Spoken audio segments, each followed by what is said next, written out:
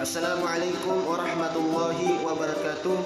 Kami dari kelompok 2, perkenalkan, nama saya Andre, NIM 21211074. Saya Muhammad Nur Asikin, NIM 2121-168. Saya Mufirman, NIM 2121101004. Saya Juwita SB dari Mataroh, NIM 21211071. Nama Novita Sarihanati, NIM 21211041. Saya Saniatu Resti Ardini dengan NIM 2121100022. Kami akan menampilkan video edukasi tentang good governance terkait pelayanan publik dan reformasi birokrasi. Good governance terkait pelayanan publik dan reformasi birokrasi. Good governance secara harfiah dapat diartikan sebagai sebuah tata kelola yang baik. Sedangkan dalam pemerintahan, good governance dimaknai sebagai suatu tata kelola pemerintahan yang baik. Pertanyaannya, apakah Indonesia sudah menerapkan good governance? Ya, good governance sudah dirintis dan diterapkan sejak era reformasi. Pada era tersebut telah terjadi perombakan sistem pemerintahan yang menuntut proses demokrasi yang bersih, sehingga good governance merupakan salah satu alat reformasi mutlak yang diterapkan dalam pemerintahan baru.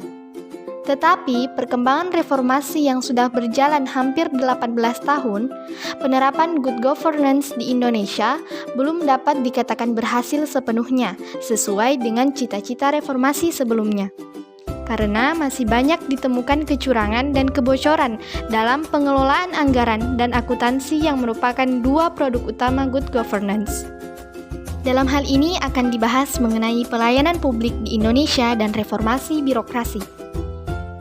Pelayanan publik merupakan salah satu unsur penting bagi organisasi publik, termasuk organisasi pemerintah.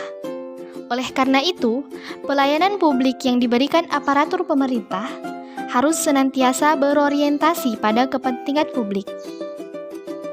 Pemenuhan terhadap kepentingan publik secara substantif sudah selayaknya memperhatikan kualitas pelayanan yang diberikan, agar masyarakat yang dilayani dapat memberikan tanggapan positif terhadap hasil pelayanan yang diberikan oleh aparatur pemerintah tersebut. Namun, dalam realitanya, masalah pelayanan publik di lingkungan pemerintahan sudah lama menjadi pusat perhatian masyarakat, seiring banyaknya kasus pelayanan publik yang dianggap kurang berpihak kepada kepentingan masyarakat. Ini mengisyaratkan bahwa kualitas pelayanan yang diberikan pemerintah belum menunjukkan hasil yang memuaskan bagi masyarakat, mulai dari pelayanan yang berbelit-belit, inefisiensi, lambat, tidak ramah, serta tidak jelasnya waktu penyelesaian dan tidak jelasnya biaya pelayanan merupakan bukti nyata bahwa kualitas pelayanan yang diberikan aparatur pemerintah masih rendah dan pelayanan publik belum berkualitas. Beberapa faktor penyebab belum berkualitasnya pelayanan publik adalah faktor sumber daya aparatur, organisasi birokrasi, tata laksana, pola pikir, kinerja organisasi, budaya birokrasi, inovasi birokrasi, teknologi informasi, dan komunikasi birokrasi. Mendengar kata birokrasi seperti menjadi momok yang menyebalkan bagi masyarakat. Pasalnya, banyak warga punya pengalaman tidak mengenakan ketika berurusan dengan birokrasi di Indonesia.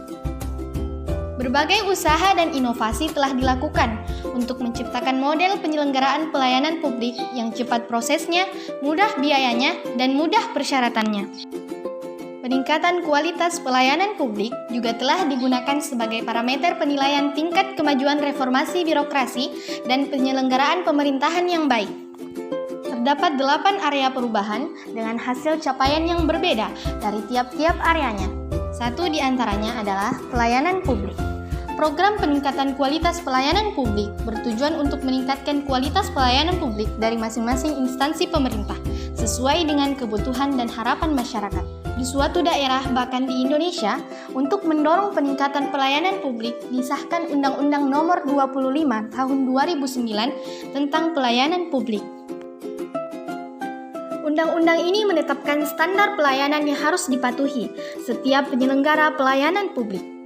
Upaya-upaya peningkatan pelayanan publik telah dijalankan baik dengan sumber daya domestik maupun bantuan mitra pembangunan dari luar, seperti pemerintah Jerman, Amerika Serikat, Kanada, Korea, dan Australia.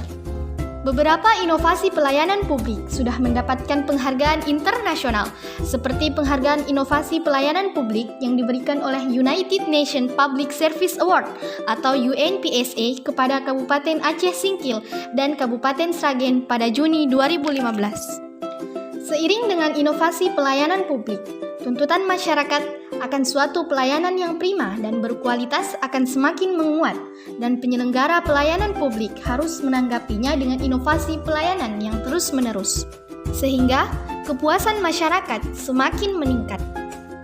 Penetapan standar pelayanan harus memuat setidaknya persyaratan dan prosedur pelayanan, jangka waktu penyelesaian, biaya pelayanan, dan jalur pengaduan bagi warga yang kurang puas, sebagai masukan perbaikan kualitas pelayanan. Salah satu kunci agar pelayanan berkualitas terletak pada cara petugas memberikan pelayanan. Petugas pelayanan publik diharapkan dapat melayani secara komunikatif, ramah, profesional, dan berintegritas. Untuk itu, kegiatan penunjang juga perlu dilakukan, seperti pelatihan pelayanan pelanggan untuk petugas pelayanan, survei kepuasan masyarakat, serta pemberian reward dan punishment. Bagi masyarakat yang ingin memberikan respon, saat ini sudah banyak kepala daerah yang menyediakan nomor telepon khusus untuk menerima saran dan pengaduan dari masyarakat. Di banyak kantor pelayanan juga sudah terlihat adanya inovasi pelayanan seperti layanan keliling, layanan online, dan layanan satu atap. Hal inilah yang harus terus dipertahankan bahkan dikembangkan oleh pemerintah pusat maupun daerah dalam memberikan pelayanan publik ke depannya.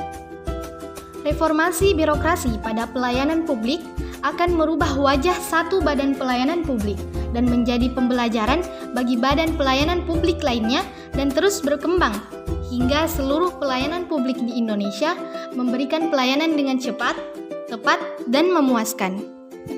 Oleh birokrat yang profesional, ramah, dan berintegritas tinggi. Seperti contoh seorang pegawai yang memiliki banyak pekerjaan di kantornya, namun harus meninggalkan pekerjaannya berjam-jam untuk memperpanjang surat kendaraan bermotornya, dan akhirnya tidak dapat menyelesaikan pekerjaannya tepat waktu. Tetapi akan berbeda apabila ia dapat membayar pajak surat kendaraan bermotornya dengan cara drive-thru, yang hanya memakan waktu sekitar 10 menit, dan pekerjaannya di kantor selesai tepat waktu. Menyenangkan bukan? Dengan adanya reformasi birokrasi di badan pelayanan publik, masyarakat dapat menghemat waktu berjam-jam sehingga bisa lebih produktif. Untuk mendorong penyediaan pelayanan publik untuk meningkatkan kualitas layanan, maka pemerintah dalam hal ini mencanangkan pembangunan wilayah bebas korupsi dan wilayah birokrasi bersih melayani atau WBK/WBBM di setiap instansi pemerintah. Melalui program ini diharapkan semakin banyak unit kerja pelayanan publik bisa menjadi zona percontohan, pada akhirnya setiap unit kerja terbatas dari praktek korupsi dan bisa melayani secara optimal. Tidak terlambat untuk memperbaiki pelayanan publik yang kita miliki dan memberi kepuasan kepada masyarakat.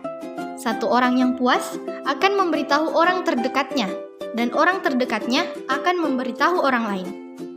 Semangat melayani dengan cepat, tepat, ramah, dan profesional harus digalakkan demi terciptanya reformasi birokrasi pemerintah yang lebih baik lagi. Mari bangun semangat reformasi birokrasi agar pelayanan publik semakin memuaskan masyarakat.